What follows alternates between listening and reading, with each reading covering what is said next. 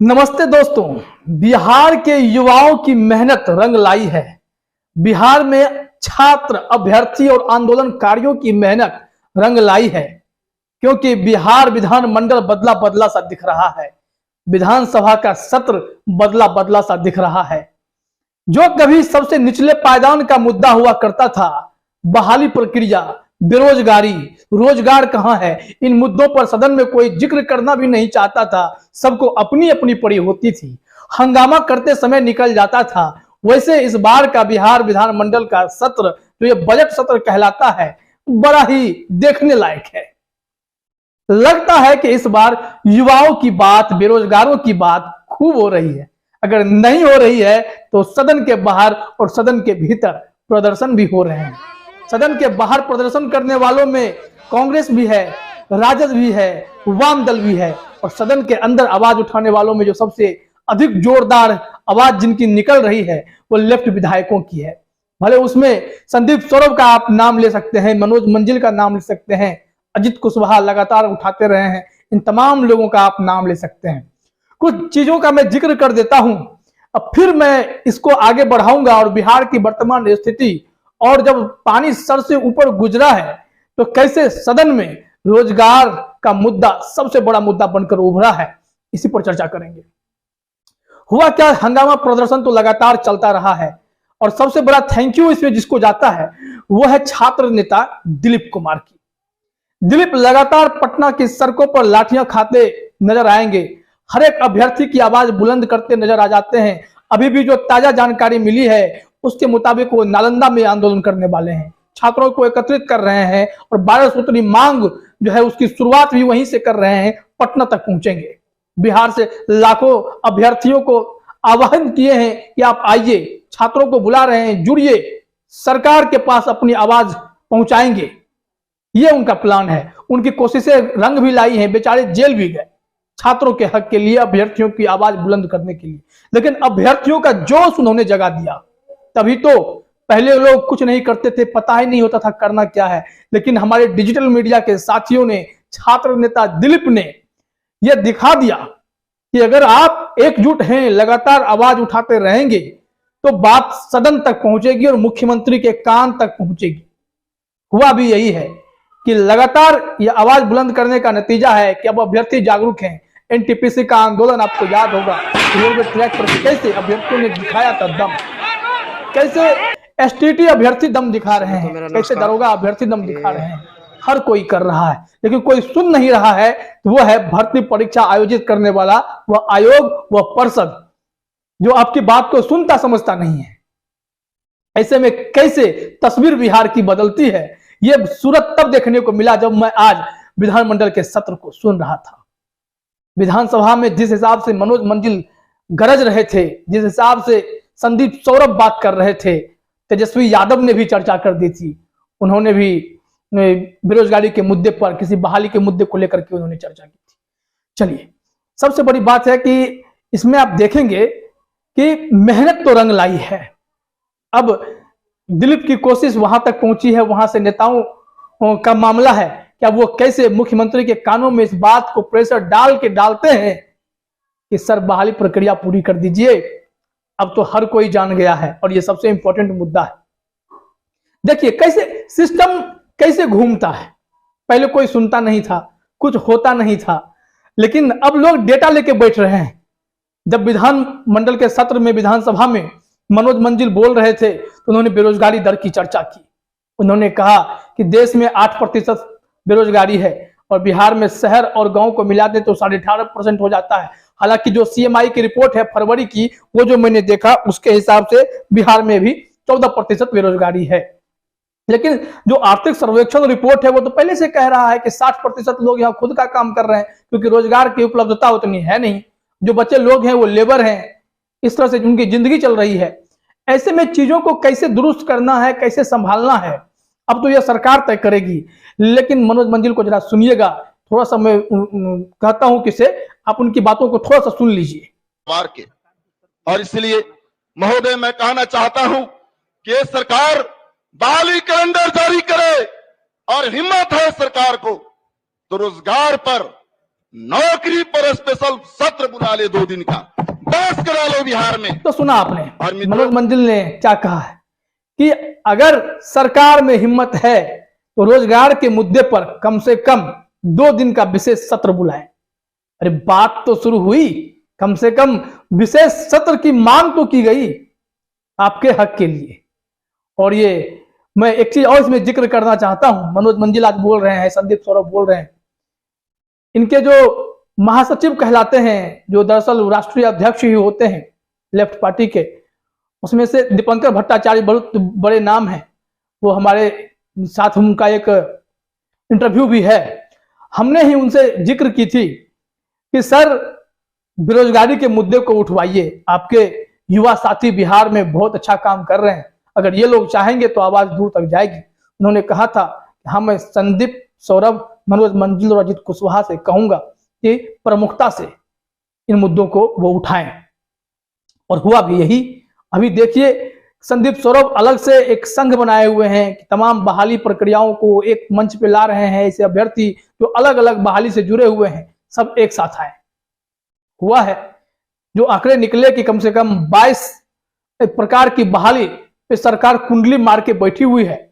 उस बहाली को जल्द से जल्द पूरा कराने के लिए सरकार क्या कर रही है, उसके लिए संदीप सौरभ ने आज विधानसभा में कहा कि श्वेत पत्र जारी कीजिए आप। और उन्होंने भी कहा 1 दिन कम से कम विशेष सत्र बुलाइए और इसमें हम चर्चा करेंगे कि बहाली को लेकर के यह सरकार कर क्या रही है। क्या किसी को पड़ी है?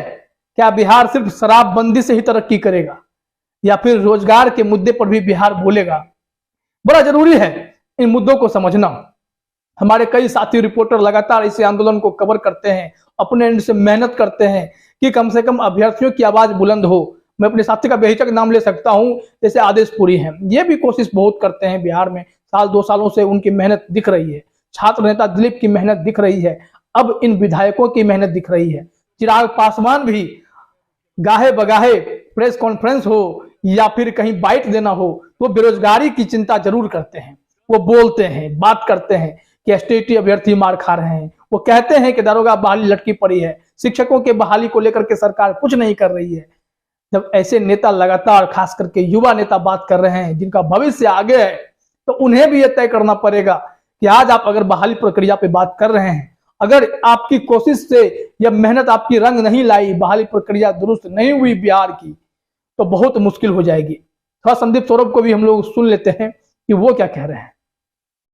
जवाब में ये हाईकोर्ट ने कहा था, और हम देख रहे हैं कि आज बिहार में तमाम ऐसी बहालियां हैं जो सरकार के माइंडलेसनेस के चलते लाखों अभ्यर्थियों का जीवन जो है, उनका जो भविष्य है, उसको अंधकारमय बनाया जा रहा है। एसटीटी बहाली 2019 की अगर बात करें तो उसमें जो सरकार की तरफ से 37,000 बहालियों में हमें लगता है कि 37 बार गलतियां की गई। बीएसएससी इंटर स्तरीय बहाली में महोदय विज्ञप्ति के बजट को न मानते हुए 2014 से पहले का एनसीएल मांगा जा रहा है। अनियोजित कार्यपालक सहायक जो हैं उनकी नियुक्ति नहीं हो रही है। सुना आपने, उन्होंने भी यही कुछ मांग की है। और देखिए, मैं नाम ले रहा हूं ऐसे ऐसे विधायकों का जो युवा है, आने वाले समय में बिहार की सियासत यही लोग करेंगे, इनके कंधों पर बिहार चलेगा और बिहार का नेतृत्व जब करेंगे तो अगर ये बहाली प्रक्रिया को आज आवाज उठा रहे हैं, कल अगर इनके पास पावर आया और ये एक्शन नहीं लेंगे तो बड़ी मुश्किल होगी। तो मुझे लगता है ये लोग भली भांति समझते हैं कि अगर जिस डंके की चोट पर यह सरकार को घेर रहे हैं, कल को अगर इन्हें भी घेरा जाएगा तो उसके लिए तैयार रहेंगे। नहीं, हम बहाली पर ध्यान दे रहे हैं, हमारे लिए प्राथमिकता है कि हम बहाली करें। डिटेल्स जो हम लोग लगातार निकाल रहे हैं, देखिए जो बताया जा रहा है कि 8.5 लाख से अधिक बिहार में कम से कम जो है सरकारी पद खाली है। क्या सरकार अगर कोशिश करेगी समय से, बहाली नहीं हो पाएगी?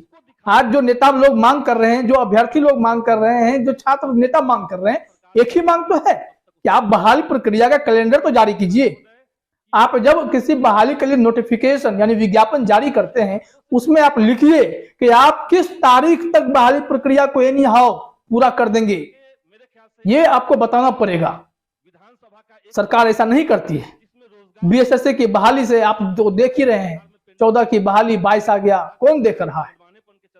ऐसा ही चलता है। दरोगा बहाली में बार बार जो है मामला कोर्ट तक पहुंच रहा है। कई हमारे साथी जब नेता मंत्री से यह सवाल करते हैं कि सर बहाली प्रक्रिया में इतनी देरी क्यों। तो क्या कहते हैं वो, कहते हम लोग तो करना ही चाहते हैं, ये अभ्यर्थी लोग ही कोर्ट चले जाते हैं। अभ्यर्थी की गलती है क्या मंत्री महोदय? गलती तो इस बात की है कि आप जब कोई बहाली नोटिफिकेशन निकालते हैं उसमें आपका स्पष्ट कुछ नहीं होता है, समय के साथ अपनी नोटिफिकेशन से आप बदल जाते हैं। जैसा कि एसटीटी अभ्यर्थी भी आरोप लगा रहे हैं कि आप 37,000 शिक्षकों की बहाली में मेरिटधारी, नॉन मेरिटधारी, फिर नोटिफिकेशन में चेंजेज, जो मर्जी में आ रहा है कानून बना देते हैं। कभी कभी फिजिकल के दौरान अचानक से किसी जब पे आप रोक लगा देते हैं।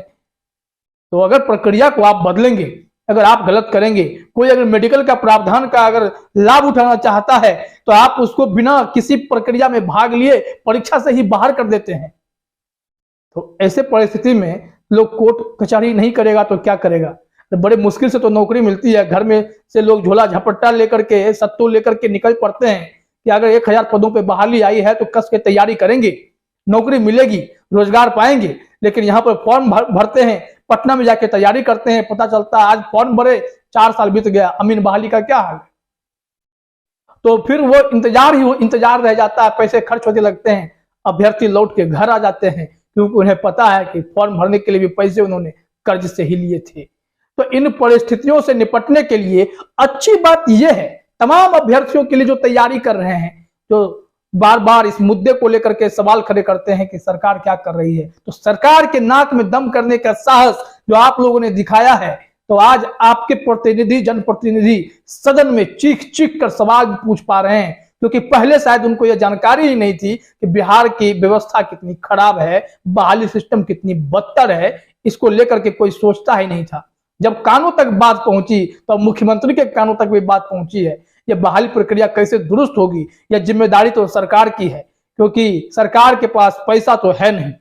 बहाली करने के लिए शिक्षकों की बहाली लटकाए रहती है।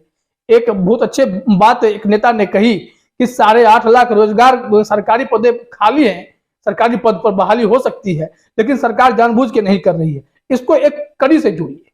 कड़ी यह है कि जैसे केंद्र सरकार कई विभागों का निजीकरण कर रही है। निजीकरण का मतलब होता है कि वहां पर से आरक्षण की सुविधा का खत्म हो जाना। अगर प्राइवेट सेक्टर में आरक्षण नहीं आया तो जब बहाली ही नहीं होगी और धीरे धीरे हम लोग निजीकरण की ओर बढ़ते जाएंगे तो वहां से आरक्षण भी खत्म हो जाएगा। तो फिर कुल मिलाकर के ढाक के 3 बात, आप संघर्ष करते रह जाएंगे और आप कहेंगे कि हमें तो सरकारी नौकरी चाहिए थी, प्राइवेट नौकरी में 5,000 10,000 की नौकरी मिलती है और संघर्ष जो है बहुत लंबा होता है। मेहनत कीजिए, आउटपुट कम है, मार्केटिंग का काम कीजिए तो टारगेट पूरा करके दीजिए, लेकिन सरकारी नौकरी में एक बार मेहनत कर लीजिए, अगर ज्वाइनिंग हो गई तो अच्छे से काम करेंगे। आखिर आपके ही पैसा से तो सरकार और सिस्टम का चलना होता है। तो कुल मिलाकर कहने का मतलब यह है कि सदन में अब अभ्यर्थियों की आवाज गूंजने लगी है। नहीं सुनते हैं तो धरना भी होता है, प्रदर्शन भी होता है, विधानमंडल के बाहर लोग हंगामा भी करते हैं, अंदर भी आवाज खूब बुलंद की जाती है।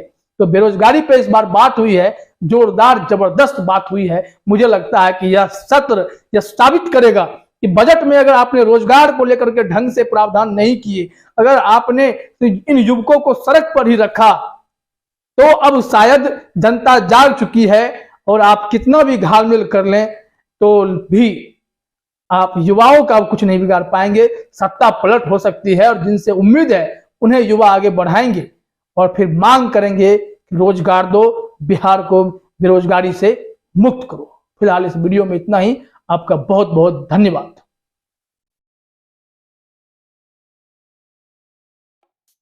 और भी ऐसी खबरों के लिए हमारे चैनल को सब्सक्राइब कर लें। अगर आपको ये वीडियो पसंद आया हो तो इसे लाइक करें, शेयर करें। धन्यवाद।